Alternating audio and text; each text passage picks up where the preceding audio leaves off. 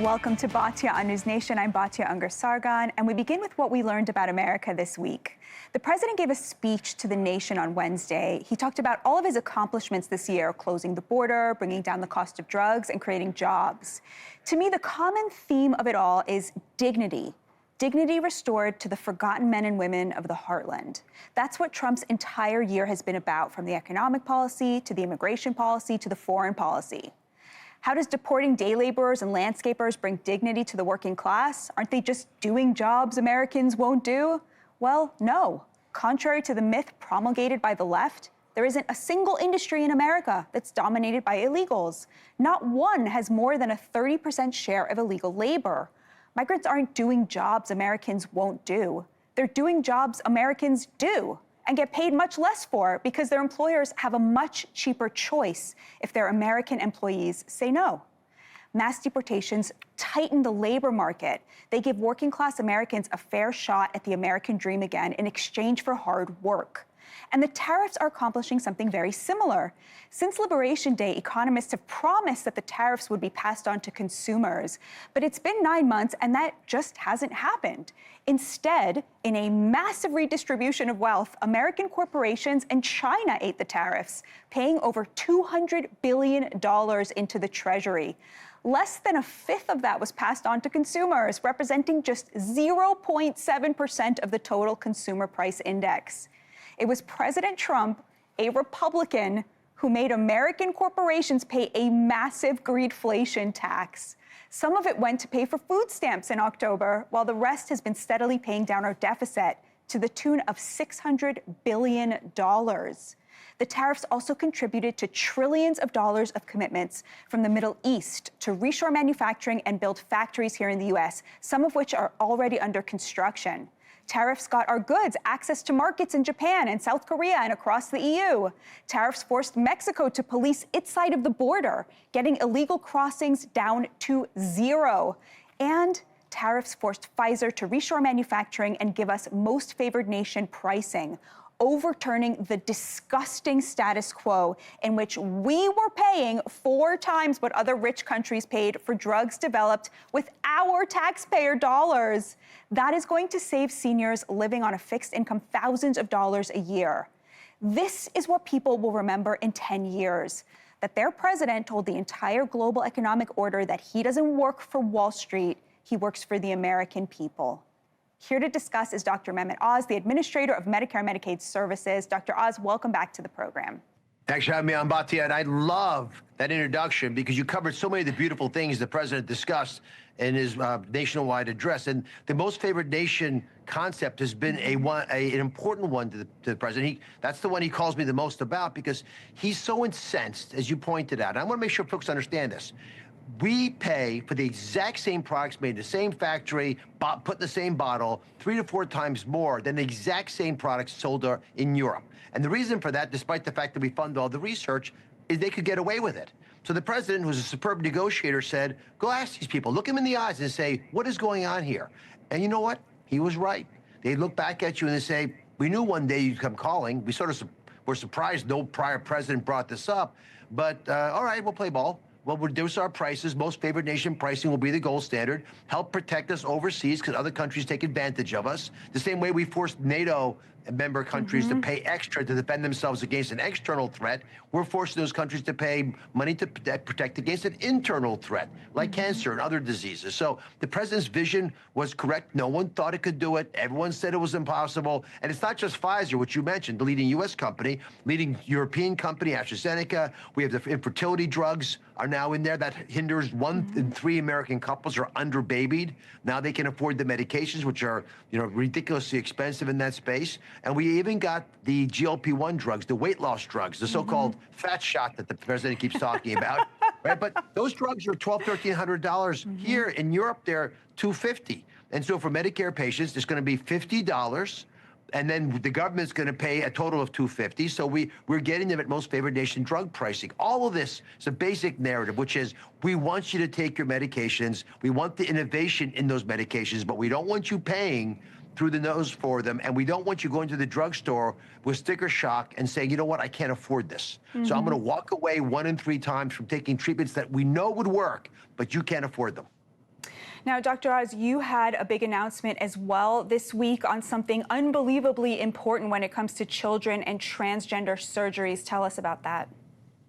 Well, President Trump had an executive order earlier this year insisting that we revisit the reality that boys are boys and girls are girls. And if you want to change your sex, as a child, you really should be hindered from doing that because we have no evidence that it makes a difference. And we shouldn't be paying taxpayer money towards that in any case. And so we've been working on it dutifully. I want to highlight that 53% of all children in America are insured by Medicaid and CHIP programs that I administer. And it is our moral obligation to help those at the dawn of their life, our children. So we're no longer going to allow federal taxpayer dollars to pay for the destructive operations, irreversible chemical treatments in children. From now on, doctors, patients, families, they're going to be protected. And the duplicitous doctors who have been involved in these procedures are not going to get away with it anymore. We're not going to pay them for their work. These are ill-gotten gains. I'm going to put some numbers on this, Batya. To build a penis in a child costs about $150,000. I don't think that includes the new scrotum and the testicles, by the way. That's just the penis. This is horrible stuff to talk about, but these are irreversible procedures. And we had a young woman, Chloe, on the dais who actually thought she was the wrong gender. She was embraced with that wrongful idea and went through, lost her breasts, had things done that are not that reversible, and she's suffering now, and she's not alone. So the European countries have already pulled back. They realize this is craziness. We want our medical societies to reevaluate whether they're embracing these procedures as wise, and we're going to hospitals and saying enough. And on that regard, the most powerful thing we can do is take you off Medicare and Medicaid. And there's a conditions of participation. You have to meet a certain basic standard of quality to be able to take care of the American people and get paid for it. And we're announcing today also that we're putting into rulemaking the threat that if you're doing these procedures, we will delist you from Medicaid and Medicare. Truly doing God's work to protect children. It's one of the things I love about this administration, that it's not afraid to tell the so-called experts who have been lying to us, where to get off. I am very worried about the rise in preventable diseases like measles. 3 babies died of the whooping cough. So for an administration that is so good about protecting children on this gender dysphoria front, is this not a contradiction? There's now this increased vaccine skepticism across the country. Secretary Kennedy himself is a vaccine skeptic. The CDC's website now says that a link between vaccines and autism cannot be ruled out. The rise in autism, we talked about this last time you were on, but many people feel that that is a rise in diagnosis, not autism. And the Somali fraud case showed that there's a huge financial incentive to diagnose your child as autistic. I've heard this from friends as well. So is this not a contradiction with the trying to protect children on the gender front on the one hand, and then the rise of these diseases that we licked out of vaccine skepticism on the other? Well, there's a big difference, as you know, because with the gender dysphoria and sex rejection procedures, we're not letting people do things to your kids that you'll probably regret in the future. With the vaccines, it's a very different philosophy because it's more about not being forced to let people do things to your kids if you don't want it. So here's the basic story. You're a mom, you love your kids. You're putting them in the back seat of the car. You got to put the car seat on, right? The car seat might be a great car seat, but was it done correctly? You're going to double check. What Secretary Kennedy has said is, I know I'm getting criticized, but I'm going to double check. I'm going to go back over this again and again to make sure that it's all done correctly. And I'm going to go back for very specific cases. For example, with hepatitis B, which was raised by the ACIP committee, does it make sense for us to vaccinate babies born of moms who we know don't have hepatitis? And if that doesn't make sense, what's the right time to vaccinate them? It's not about whether the vaccine is a good or bad vaccine. Is if you're going to give a vaccine to an infant, 1-hour-old child, when the only way the child can get the virus is from the mom, and the mom doesn't have the virus, then what's the point? And so we should kick the tires on that. Now, my job is, Batya, is to pay for these things. And I'm pledging to you here, and Secretary Kennedy has said this over and over again as well, is we're going to pay for the vaccines. If you want to get your vaccines, we will pay for them. But you should have the right to choose which vaccines you want to have, and you should have some autonomy so you don't get for example, forced to get vaccinated in order to go to school with a schedule you might not like. And many parts of the country, we're seeing a lot of homeschooling because parents love their kids. If you push them hard enough, they'll just drop out of the system. And that's not good either.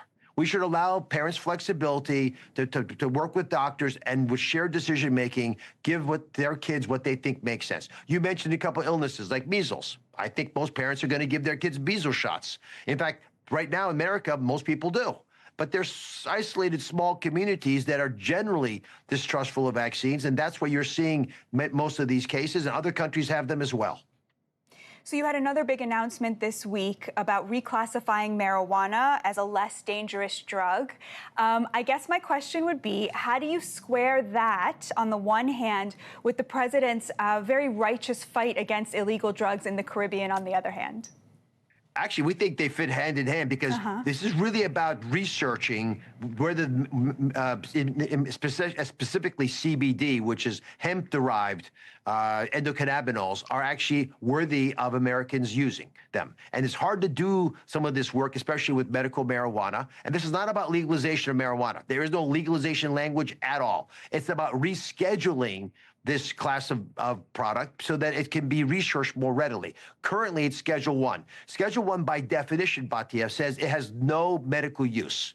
Well, that's just patently wrong for marijuana because there are FDA-approved products, for example, for childhood seizures that work quite nicely. So all that belief that it should be Schedule 1 is just an incorrect place to put it. The question is, where do you move it to? Schedule 3 seemed to make sense to the president. He argued that it allows us to do the research more readily, and then he charged me with finding a way to allow Medicare beneficiaries to get access to some of these products. And so within Medicare, we have the ability for the first time ever, and we delivered on this promise to the president today, to allow doctors to recommend hemp-derived CBD for patients who have cancer, for example, and have a lot of pain from that.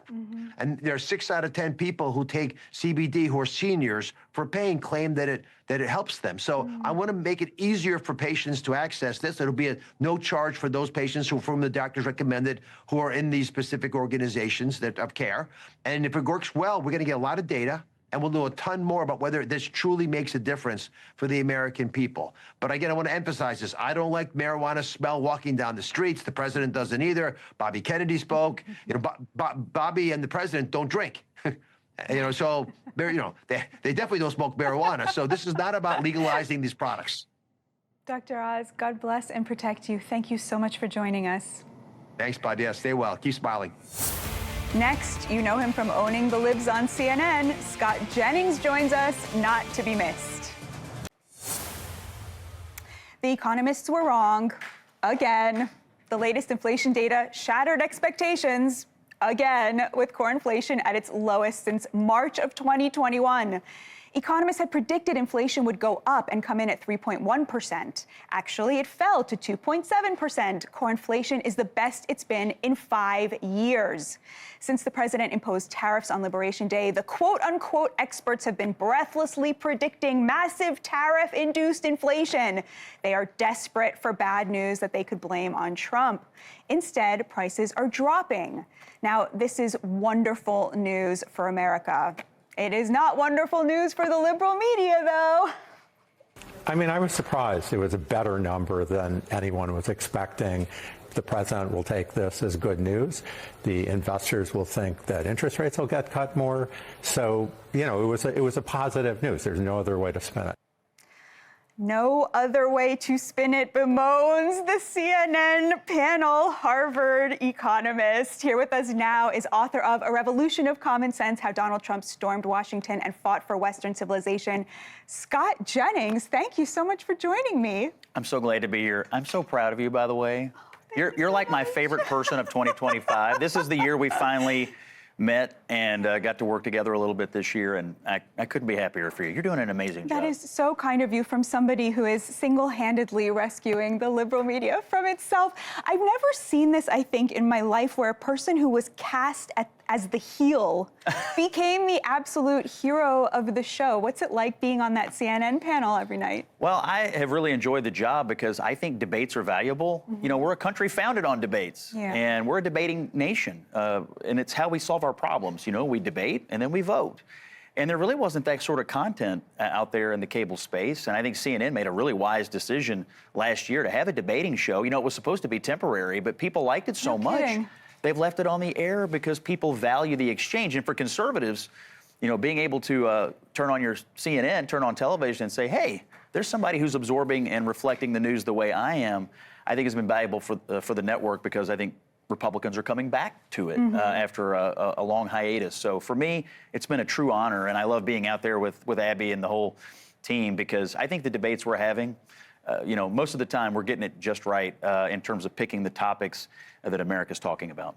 How do you balance, on the one hand, the desire to sort of troll and give that red meat to your followers, and then on the other hand to appeal to people who don't agree with you, who might be watching CNN? Well, I'm just trying to tell the truth. And I'm often, I think, for our audience and even for some of the people who are sitting out there, what I'm going to say, it's the first time they've heard it. And so I want to make sure I'm factually accurate. I want to make sure I'm reflecting angles that they haven't been hearing all day. And I want to make sure they understand how half, or oftentimes more than half, the country are absorbing and understanding the news of the day. And so that's my goal. Now, whether that ends up being interpreted by some as a troll or owning the libs or whatever you want to call it, that's fine. But I really do approach the job with the heart of a journalist. I want to tell you what's true, and I want to tell you what I know. And oftentimes, I know a lot about what's going on in the Republican hierarchy out there in the conservative movement, and especially with this administration. I talk to them all day long, and so what you're hearing me say is more than just my opinion. It's probably the most informed opinion from the Republican side on television. Now, something I get asked a lot when I do that panel show is people want to know, what's it like in the break? Is it as acrimonious as it seems? What's it like for you? Not usually. It depends. You know, for those of us who work there, we're pretty collegial. You know, my best friends at the network are David Axelrod, Van Jones, and Ashley Allison, all Democrats, and we're all very close friends. Harry Enton's a good friend as well. And so we have a nice little bond because we're part of a team. Occasionally someone will come on and get a little bent out of shape over something that happened in a segment. I'll tell you, the most emotional issue that we faced in the last 2 years was the Israel-Gaza issue. And we had people come on who just hated Israel and hated the Jews so much they couldn't stand it, and it would spill over sometimes. But most of the time we're able to put it aside, have a nice break, and then hit the next shot, as they say, when we go to the next segment.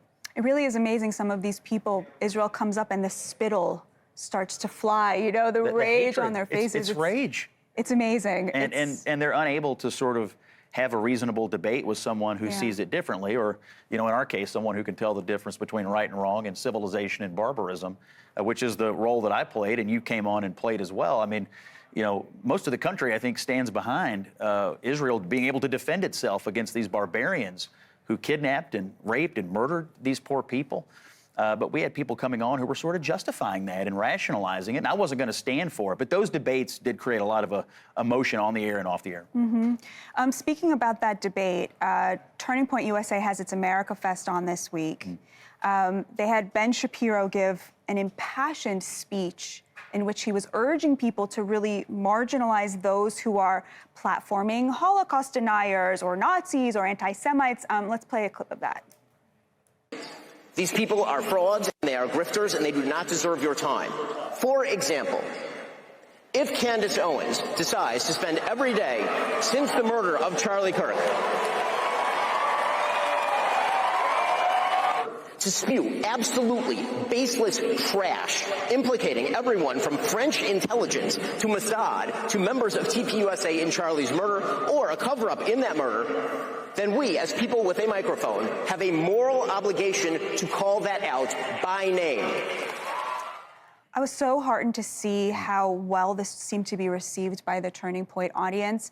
I am a bit of a skeptic that this is a debate in the Republican Party or the conservative movement.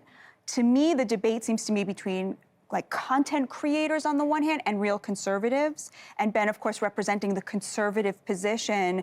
You told me this. You were one of the first people to say to me, when you go out and you meet with audiences, there's nobody there pushing that kind of anti-Semitic Holocaust denial, Nick Fuentes, and even the Tucker Carlson position, but that people in America are still very much on the side of Israel, very protective of Jewish Americans. What say you about all of this brouhaha? Well, I was proud of Ben, and I'm a big fan of Ben, but he gave an absolutely necessary speech. You know, as a Republican, I always tell people we're a political party. We're not a sponge. You know, we don't have to absorb everything that oozes in under the door. I mean, if you had a political party meeting, a Republican meeting, and somebody came in and said, hey, I have an idea, let's raise all the taxes to 100%, you'd beat them up and throw them out. So if somebody oozes in and says, hey, I have an idea, let's deny the Holocaust, let's, you know, turn our back on Israel, let's attack the Jews and blame them for everything going on in our world, why wouldn't we treat them the same way? This is our ally. This is a democratic ally of the United States. We have a shared Judeo-Christian heritage. This is the underpinning, the pillars of Western civilization that we're upholding together. And you want the conservative movement to attack all that and turn against that? So my view is the Republican Party and the conservative movement very much can tell the difference between right and wrong. I think the left in this country is having a real trouble with that, but we cannot fall victim to the same thing. I do think some people are dabbling in this to make money, to get attention. And I think in the case of Candace, what she has done to a grieving widow and forced that poor Erica Kirk to pay attention to her, to meet with her, to say the things about this. Also, she can make a few extra bucks on some kind of a podcast is nothing short of disgusting and vile. And I'm sorry Erica Kirk has had to go through that. The Turning Point folks are trying to keep an organization going in the wake of a horrific murder. And here you have somebody coming along and making it about themselves, and in the process smearing the Jewish people and smearing Israel. It's disgusting. Scott Jennings, God bless and protect you. Thank you so much for being here and for everything that you do for our country. Thank you, Batya. Up next, Piers Morgan on why he gave white nationalist Nick Fuentes a platform.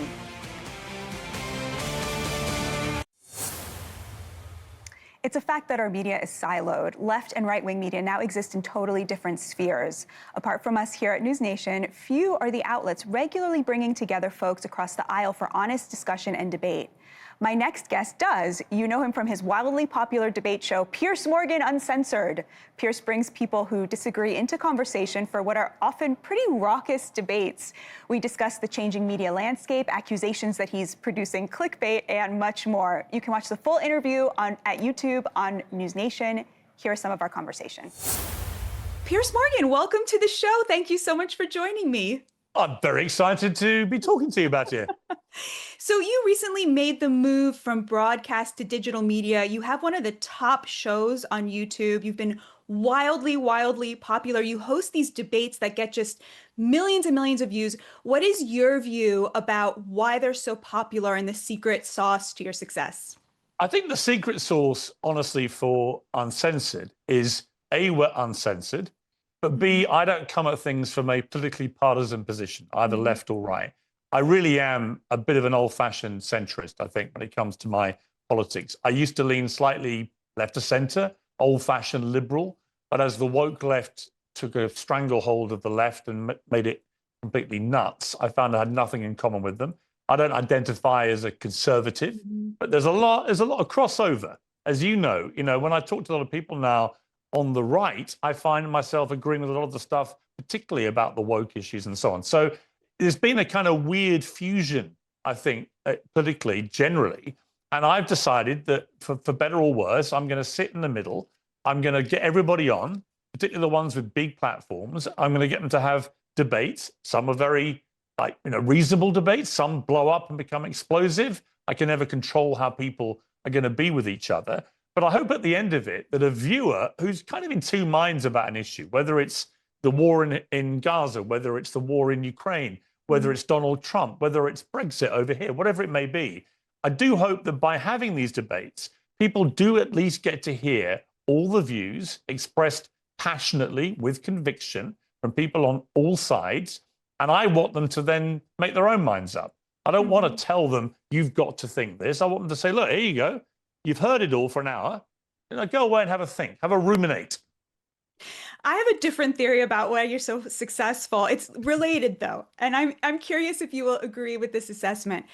I think as a journalist, you have a very unique combination of, on the one hand, you're brilliant and very informed. On the other hand, you have a very high tolerance for chaos. Yes. As I think you just sort of pointed out, some of the debates are very high-minded. I learned so much from them.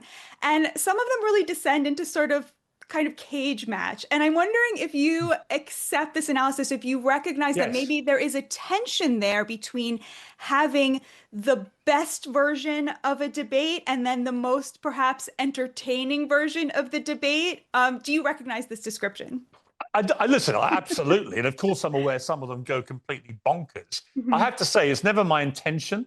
We don't cast the debates with a view that everyone's going to lose their, but we do try and cast them with smart. I have a sort of cardinal rule: no dummies. I don't want stupid people who are ill-informed. I want people who are smart, but who are passionate about the subject, who are not afraid to have an argument. And when you get people like that, you know, I grew up in a country pub in England, in the south of England. My parents ran a pub. And pubs were very egalitarian places. I can remember sitting at the end of the bar as a young kid, you know, watching as you got the lord of the manor and the local bricklayer and carpenter, and they'd be arguing about events of the day or the week, whatever it may be, in a passionate way over a few drinks. And I remember thinking that that was really democracy right there, happening right in front of my eyes. And so I saw people get very angry in those debates in the pub. People do. People take this stuff, particularly about war and things like that. These are serious issues. So it would be surprising to me if people don't get angry and passionate and animated. I just don't like it when if people start shouting at each other too much, the viewer can't hear what's going on. That becomes completely pointless. And that's where I see my role as a kind of ringmaster. And people have called me that. I've got no problem saying, yeah, sometimes it feels like it, to actually get involved and to calm people down and say, look, if you're all shouting, no one's learning anything because they can't hear anything. So I don't like it descending into what I would call a circus, but I don't mind fiery debate at all. Do you ever feel that the people who come on are too extreme to represent where the majority position is on an issue, and that actually contributes to more divisiveness in our culture rather than to problem solving? It's a good question. I think, look, I've interviewed Nick Fuentes last week. Many people think he's due to the extreme right. And, you know, certainly blew up very big and millions of people watched it and millions of people debated it and it caused a lot of controversy and so on. My view about people like him is you can either let them operate in their own silo, unchallenged, unhinged in many ways, and just spread their message, which many people think is extreme, to millions and millions of people, and they get their own traction without anyone holding them to account. Or, as with Andrew Tate, another one I would say I've interviewed a few times, I get them in front of me. They already have a big following. It's not going to make much difference whether I interview them or not. But I do at least then have something on my platform where people can come and they can see them properly challenged. I think that is a worthwhile duty. Because the alternative is, it's not like the old days on mainstream television where you could literally no platform these people and they would have no way of spreading their message to millions of people. There wasn't the mechanism pre the internet to do that. So if you were very, very extreme, you would likely never appear on the airwaves, either television or radio. It's very different now. As you know, Batya, so many people now have huge followings on social media, on YouTube and other platforms like this, where it doesn't really matter what mainstream media thinks about them. And they're free and unfettered in the way that they can just say whatever they want. I like to think that one of my roles coming from the center ground is to call everyone like that on the far left, the far right, to account properly in a way that at least it sits there on my platform, which is a big platform now too, and people can watch it and they can see these views challenged in real time. And then they can make their own minds up. I'm not expecting to change the mind of somebody like Nick Fuentes or Andrew Tate. But I do think there are a lot of people that gravitate to people like that who may just have second thoughts. I know when I interviewed Andrew Tate, a number of young men came up to me in the street afterwards and went, you really made me think about him with that interview, particularly about his misogyny. And I've had the same thing about Fuentes, is that a lot of people said the misogyny in particular in that interview, they found particularly repelling because it was so brazen. And so I do think it performs a valuable service. Now, like I say, you're not going to persuade the hardcore who love these people anyway, and you're not going to change their minds, the people themselves, but you can change the floating voter, if you like. I thought your interview with Nick Fuentes was a real mitzvah. You did a real public service because not only did you expose his views for what they were by pushing back, you exposed the false dichotomy that someone like Tucker Carlson has been putting out there, right? That it's either cancel culture or you have a cozy, nice interview with Nick Fuentes. No, you did a journalism. You had him on and you asked him tough questions. I think my question was more about in the debate format. Yeah. I am a person who's pro-Israel, very critical of Israel. I have friends who you have on who are brilliant Palestinians, Omar Badar, for example. Yeah. I love that guy. We don't agree about anything. I learn a lot every time I hear him talk. But sometimes you'll have people who are just so far to the extreme, let's say on the pro-Israel, that I feel repelled by them. Right. Or so far to the extreme on the pro-Palestinian side Yes, that I can tell even you're repelled by them. And I guess my question is that not just clickbait that's dragging down the quality of the debate? What say you? I think occasionally I do feel that after a debate goes completely haywire and you think actually that person was behaved in a repellent manner and was unwatchable. That has happened occasionally. But again, I would apply the rule that the kind of people you're talking about on both the pro-Palestinian side and the pro-Israeli side, who people see or believe are extreme, and it doesn't make me laugh, but it's a kind of irony that when I get on my X feed in the morning, I've got nearly 9 million followers. I've got as many people on the Israeli side accusing me of platforming anti-Semites as I have people on the pro-Palestinian side saying that I've got people on the extremity of the other side as well. And so everyone's furious with me for platforming everybody, which is part of the problem with social media. But I do think, again, a lot of the sort of ones I get on who are of the type you're talking about, they have massive followings.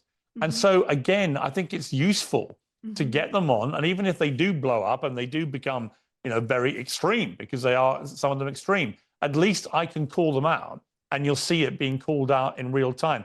I do think it's better than these people operating completely unchallenged in their own world. I think that can be more damaging than platforming them but challenging them. You're being challenged right now for an interview you recently did with an Israeli minister. You told her that you felt that the actions of Israel was causing an uptick in anti-Semitic violence, making Jews worldwide unsafe. As you know, anti-Semitism started to explode, the day after October 7th, even before Israel invaded Gaza. It seems to me that what you were doing there was almost accepting the logic of the anti-Semites, that Israel should cater its actions and its view of how to protect its citizens, to accept that, if it goes too far, this will justify violence in a way. I know that's not what you meant to say. What were you trying to get at there? Yeah, no, I wasn't making that point at all. I was saying that there are people out there, and you just have to Google it. Thomas Friedman of the New York Times, who's Jewish, wrote a powerful column about this, that he believed the actions of the Israeli government had gone way too far and had made the lives of Jewish people worldwide, of whom there are only 15 million. I always remind people there are 2 billion Muslims and there are 15 million Jews. So the actions of the Israeli government, which many around the world assume represent Jewish people, even though they only represent actually the people of Israel, but I do think they have an impact on the lives of Jewish people worldwide. And I wasn't saying this was my view.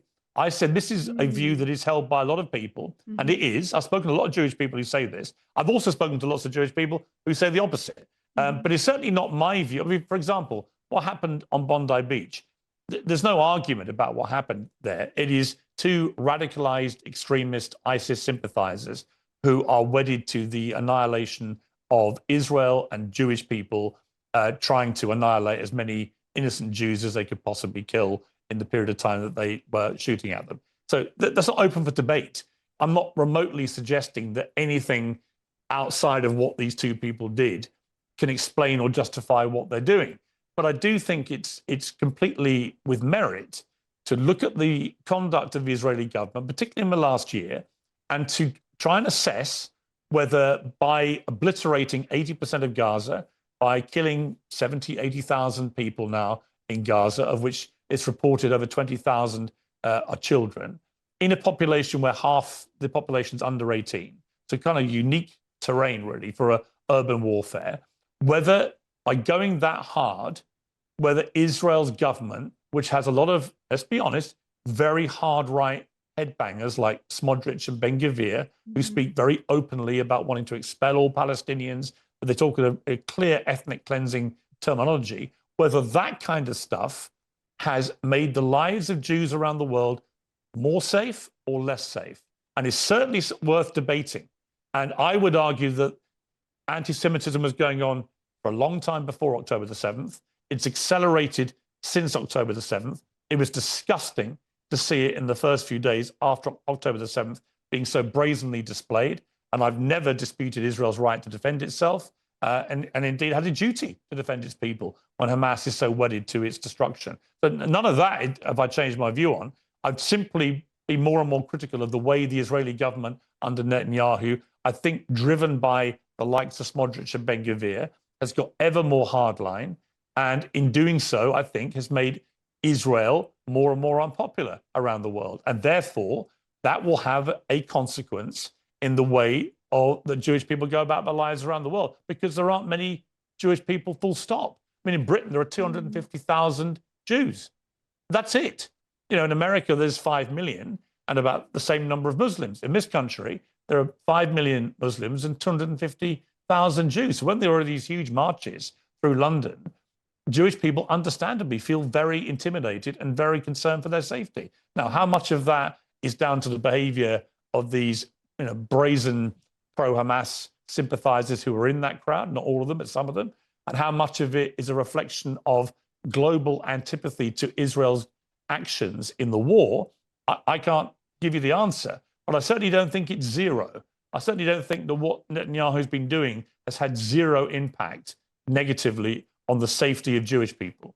Right, but you don't see people marching and saying, elect Yair Lapid, right? They're marching and calling for globalizing the Intifada, which they were doing the day after October 7th. So the idea that Israel should cater to the logic of people who hate Jews and in the best case scenario want all of them driven out of Israel, it seems to me to be that there's a much better way to protect the safety of Jews, which is to protect the safety of Jews, rather than to suggest that probably you and I would have a very shared view of criticism of how, the war was handled, but to suggest that that is in any way something that should be tied to anti-Semitism, you can see why that would be very offensive to a lot of Jews. I understand why people think that may be a contributing factor, I'm afraid. And people may be sensitive about it, but I do think sometimes you just got to state the bleeding obvious. Israel's popularity globally has plummeted since the start of that war. And a lot of it is just anti-Semitism, which was already lurking, that came to the fore, which was disgusting. But I certainly think in the last year that Netanyahu's actions on behalf of the Israeli government have led to increasing tension about Israel and increasing anti-Semitism. And if I was Jewish, that would really concern me. Listen, a lot of Jewish people have said to me exactly that. I'm not just coming up with this because I feel like it. I've got a lot of Jewish friends, both in America and the UK, and I've had long conversations with them. And I would say the majority, clear majority, feel that way about what Netanyahu has been doing. So, this idea that all Jewish people around the world are fully on board with the way Israel's prosecuted this war is for the birds. It's not true. Yes, I would definitely never want to suggest that. I do think, though, most Jews feel very attached to Israel and defensive of Israel, and can do what you and I are doing, which is say we can have our criticisms without then, justifying anti-Semitism. We have to leave it there. Piers Morgan, God bless and protect you. Thank you so much for joining me. It was a pleasure. Batya, lovely to see you, and I hope we do it again soon. I hope you're back on Uncensored soon, because you're always a brilliant guest when you come. You had a sort of a calm and decency to proceedings, which, as you've rightly observed, can sometimes be lacking. See you soon. Take care. You can find my entire conversation with Piers Morgan at our YouTube page at NewsNation. Next, new data suggests that it is now white men who are being discriminated against. We'll get to the bottom of it. For a long time, the idea that there's reverse racism against white people was treated as a racist canard. But a new viral article in Compact magazine by writer Jacob Savage found that young white men have vanished from white-collar and creative professions. In 2014, white men were 31% of American medical students. By 2025, they were just 20%. White men dropped from 31% of law school graduates to 25%, from 48% of lower-level TV writers to just 12%. The Atlantic's editorial staff went from 53% male and 89% white to 36% male and 66% white. And white men fell to just 18% of tenure-track positions in the humanities at Harvard. This wasn't by accident, it was by design, DEI design, to overcome what had been admittedly terrible discriminatory practices that kept out women and people of color. White-collar industries simply reversed the discrimination and aimed it at white guys. It's really appalling because all racial discrimination is appalling. Here with us now to discuss is GOP political advisor Mark McKinnon. Mark, thank you so much for joining me. So what did you make of this article? Well, the data doesn't lie. I'm in the middle of working on a documentary on Gen Z, and it reflects a lot of what I've been seeing over the last couple of years looking into this issue. Clearly, there's been a profound impact culturally, politically, across the board for young men, and we're seeing it in the employment place as well as everywhere else.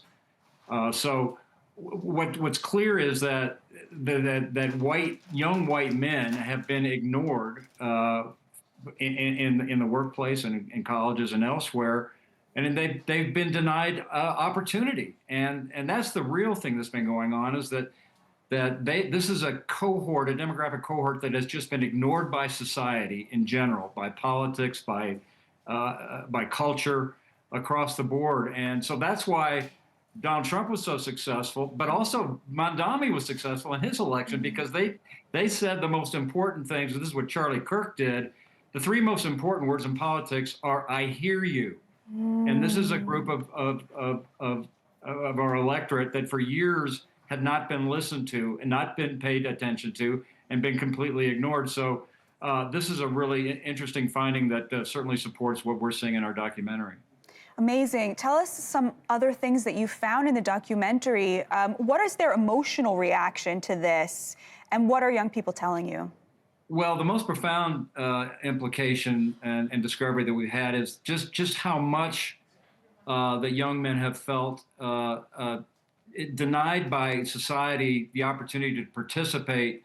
And what's happening is that as a result of that, they have turned to social media, that they're not interacting. And that's what's really profound, is that young men and young women, for lots of complicated reasons, are not interacting. They're not dating, they're not marrying, and they're not having children. So play that out over a couple of decades down the line, you see severe consequences.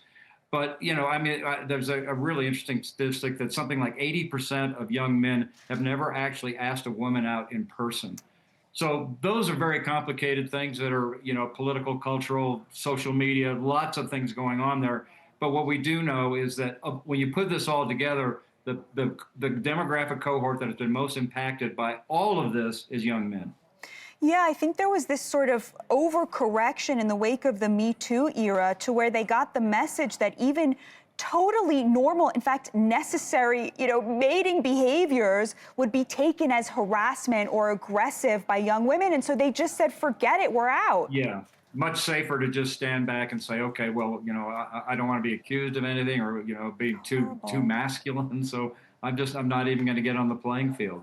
Which is horrible, because, of course, a society needs men. I mean, it's just insane that nobody could see this coming. I wanted to get your take on something else. There was a poll that came out this week that put Congresswoman Alexandria Ocasio-Cortez ahead of Vice President J.D. Vance in a presidential showdown, with AOC getting 51% to J.D. Vance's 49%. They both responded to it. AOC had a very cute tweet. She basically tweeted out the poll and wrote, bloop. Adorable. What was your reaction to this poll? Not entirely surprised by it. I mean, all the heat and enthusiasm on both sides. I mean, the MAGA base is excited about Vance, and the progressive left base is excited about AOC. And that's what you find in primaries, and that's where elections are won. So, I mean, I think that everybody should be aware that, that this is a real thing, and people should take AOC seriously, at least in terms of being a potential Democratic nominee. Whether or not she can win a general election is a big question. But the pendulum is swinging. The most profound thing the voters want is change, and that's a challenge for Republicans. They've now had 4 years of Republicans, and the most important thing the voters want is something different. So most people would say, oh, that she wouldn't stand a chance, but you never know. Politics is an interesting thing in these times. I think she's formidable. I also think she's great. I think in a milieu in which there are a lot of people who are very anti-Semitic, she has resisted the urge and the rewards of going down that route. I think that Vice President Vance, tying our two topics together, is going to have a real choice to make, right? Does he follow down what seems like that disaffected young white men route to its sort of dark, extreme side, right? Or does he say, no, I actually need to build a coalition with a lot of the first-time Republican voters who were Democrats who voted for Donald Trump because he rejected very extreme ideology? Do you agree with my analysis? Right on. I mean, politics at the end of the day is about addition and not subtraction. And so the challenge for Vance will be, how do you take that base and add to it? Not just energize the base, but add the coalition. So that at the end of the day, successful politics is all about coalition building. So how do we recognize the really ill treatment that young white men have been given without then embracing that horrible extreme of the Nick Fuentes version of it? How do we do that as a society? Well, I think it starts with the leadership. In your earlier segment with Scott talking about, you can't let the ooze under the door. You've got to build a coalition, but that doesn't mean everybody, because as soon as you start saying that this is for the most extremist elements of our society, then you start losing the core of your coalition. Very, very well put. Mark McKinnon, God bless and protect you. Thank you so much for joining us. Just such brilliant points. Glad to be with you. Thanks. Next up, is jihad coming for America? No, it is not. And I'm going to explain why I'm skeptical. It's the 6th day of Hanukkah, but many Jews are still reeling from Sunday's massacre on Bondi Beach in Australia, in which Islamists killed 15 at a Hanukkah celebration. Jews worldwide are understandably on high alert, with some predicting that we could see similar violence break out here in the U.S. I don't resent anybody protecting themselves and their families, but what I do resent is when people fail to recognize the exceptional nature of America. This country has always been extremely protective of its Jews, and it remains so. It has always been an outlier in this regard, and it remains one. This is not to deny that anti-Semitism is rising on both the left and the right, but it is only rising where it has always risen in America, among the elites, on fancy college campuses, and in the addled minds of people getting rich off of content creation. We aren't Europe, and we aren't Australia. And fear-mongering around anti-Semitism in the United States is a smear of our homeland that I will not take lying down. Thank you so much for joining us. It's been an honor to have you. May God bless and protect you and the United States of America.